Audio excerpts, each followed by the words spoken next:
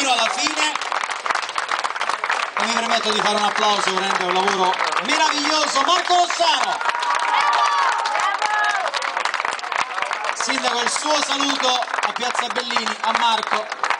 Sì, no, vi ringrazio perché avevo bisogno di un po' di energie, perché poi, come dimostra il documentario, in realtà non c'è stata soluzione di continuità tra la campagna elettorale e l'inizio del lavoro, che è stato molto ed è molto faticoso, però questi momenti servono perché servono a caricarsi. È fondamentale caricarsi, trovare sempre nuove emozioni e nuove sollecitazioni. Una città straordinaria. Io sono assolutamente convinto, così come lo ero in campagna elettorale, ma non lo potevo tanto dire, che noi faremo veramente tante cose, belle cose e grandi cose, ne sono assolutamente certo.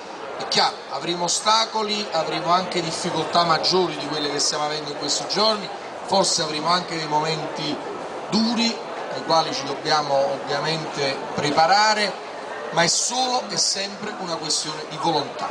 Non lo dimenticate mai, ogni traguardo è questione di volontà. In questo momento siamo in tanti, siamo molti, abbiamo tanta determinazione e tanta volontà, quindi tutto quello che ci siamo detti là si può realizzare. Abbiamo 5 anni davanti, 5 anni ci consentono veramente di consegnare un'altra Napoli a chi viene dopo di noi. Quindi buona serata, vi lascio, devo andare a prepararmi domani.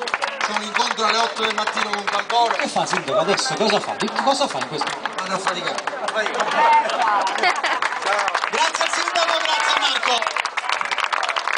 Continua la musica qui.